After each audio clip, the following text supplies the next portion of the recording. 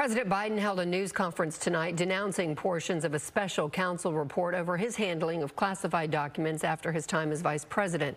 Despite being legally cleared, he rejected the report's assessment that he willfully retained classified documents, and he disagreed with the assessment that he's struggling with his memory. He declared his memory is fine and took issue with questions about it from the press. For months when you were asked about your age, you would respond with the words, "Watch me." Many American people have been watching, and they have expressed concerns about your age. That is your judgment. That is your judgment. That is not the judgment of the press. The president also denounced the portion of the special counsel's report stating he forgot when his own son died, and he denied an allegation that he shared classified information. Fox's Connor Hansen reports.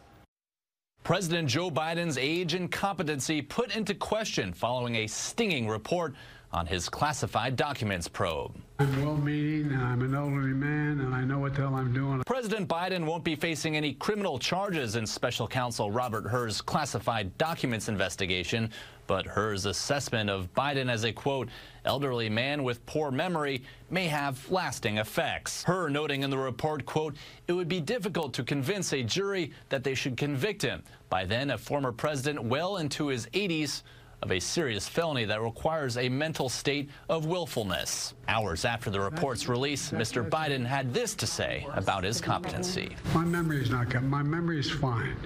My memory, take a look at what I've done since I've become president.